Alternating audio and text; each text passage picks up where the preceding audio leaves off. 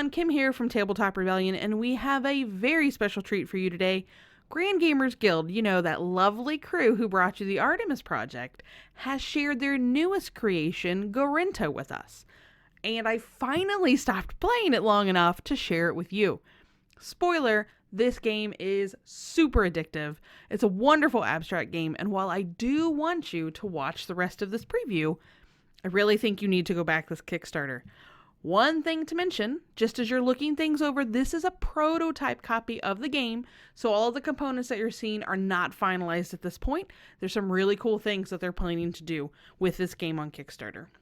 You can play Gorinto with 2 to 4 players with some slightly different rules for 2 players, but it scales really well, so don't worry about that at all. And as you collect tiles, or wisdom as the game calls it, you'll stack it on your assigned player board. Now this is the scoreboard, also known as the wisdom tracker. As you collect more element tiles, you'll increase your understanding of each element, and that will potentially allow you to remove more tiles from the mountain on your next turn. The game's played over 4 seasons, tracked with the season marker, and then below the seasonal track is where you'll place 2 element cards and 2 goal cards that will be used for each game. Now let's take a look at those cards. The element cards are scored at the end of each game, so you're going to receive 2 points for each matching element tile on your player board at the end of the game. You're going to choose 2 of these cards at random during setup. Goal cards are scored at the end of each season, and will have a different scoring option based on how tall your element tile stacks become. As you can see here on these cards, it could be something as simple as score each stack that's a different height from all your other stacks, or maybe score your tallest stack twice, score your shortest stack. If you have any empty stacks, score 0, otherwise score your shortest stack 7 times. So a lot of different options here, a lot of variety for scoring in each game because all of these will be chosen at random. There are 20 tiles representing each element. At the start of the game, you'll place all of them in a bag so then you can randomly distribute them on the board. So you start by placing them here on what's called the mountain. You choose 4 tiles from the bag and stack them on the middle square. Then choose 3 tiles for each of the squares that's surrounding this middle square here. Then the next row on the mountain we're going to fill with 2 tiles. You can see how we're sort of building a mountain. And then we reach the path. So we'll place 1 tile in each of the squares along the path. And this is where players will be choosing tiles and then placing them on the mountain, either on empty spaces or on spaces with other tiles. And then what tile you're going to take from the mountain is going to depend on which one of these tiles you choose from the path. One thing to mention, there are other setup options in the rules, so you may not always build the mountain exactly like this, and that's going to give you some variety as you play. So let's talk about some of these elements and how they allow you to take tiles from the mountain when you place them. The void allows you to collect 4 tiles from locations diagonally adjacent to where you place it. Wind, on the other hand, lets you collect up to 4 tiles orthogonally adjacent to your placement. For fire, that's going to let you collect up to 4 tiles within the same column where you placed it. And then water allows you to choose up to 4 tiles in the same row. A lot of strategy here. Earth allows you to collect up to 4 tiles from the stack that you just placed your element on. So you can kind of dig around in there and find something. Lastly, there are dragon tiles that count as wilds. But what's even better about these tiles is they can be wild when you choose them from the path, and then wild again when you pick them up from the mountain, you or another player. So if I pick up a dragon tile from the path, I can choose for it to be fire because that's how I want to be able to pick 4 tiles within the same column that I just placed. But either on another player's turn, they can choose it and use it as earth and put it on their player board with their other earth tiles. Now, there are only a few dragon tiles in the game, so you'll have to choose very carefully. One detail to mention when choosing tiles. Now, you're not allowed to collect a tile that you just placed on your current turn.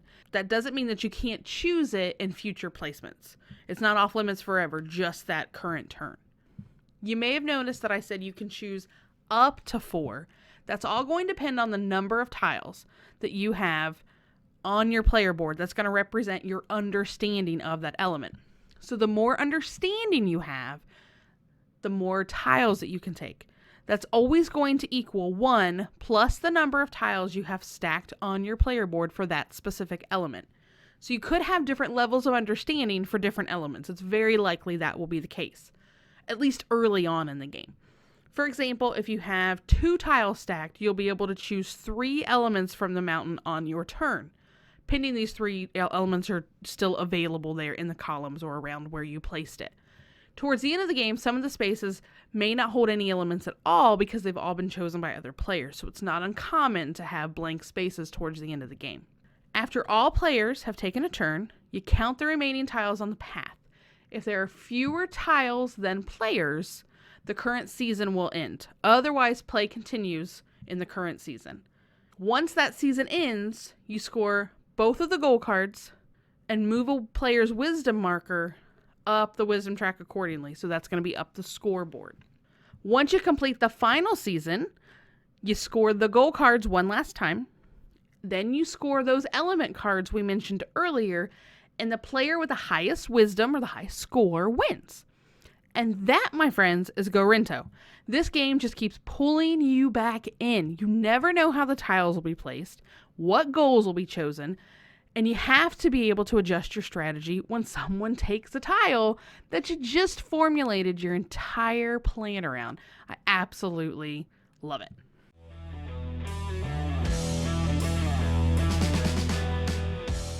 So what else did we love about this game? It makes you think. This is such a good, thinky, abstract game.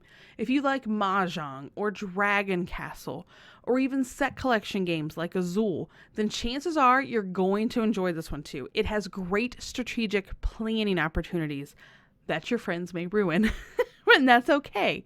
It's also very easy to learn. It's not a complicated game to understand. The main board that has diagrams on it for the tile collection patterns for each element, so you don't have to try to remember that or constantly go back to the rules. And speaking of the rules, the rulebook has a lot of helpful images and it clearly explains the game. They've done a good job of identifying what you may have questions on, and they've already included it. It definitely, absolutely has replayability. There's plenty of variety in the goal cards to keep each game interesting. And then on top of that, the tiles are pulled out randomly from a bag, so you have no idea what order they're going to be stacked in each time. And lastly, this game leaves you wanting more. I often found myself retracing my steps. Should I have chosen fire over water on this turn? I want to try it again and master that ever-changing puzzle. So we really enjoyed this game. I was not kidding when I said it was hard to stop playing long enough to film the preview. So of course, this game is getting Rebel endorsed from all of us. This game is now live on Kickstarter, so we'll leave a link in the description so you can find it. If you happen to be watching this video after the Kickstarter, be sure to head over to Grand Gamers Guild's website or your friendly local game store to learn more about how you can get your own copy of this game. That does it for this show. If you enjoyed our preview, please be sure to like the video and hit that subscribe button so you can be the first to know when we've dropped another game for you to check out. Be sure to follow us over on Facebook and Instagram to see how we're bringing people together one game at a time. Thanks for watching. We'll see you real soon.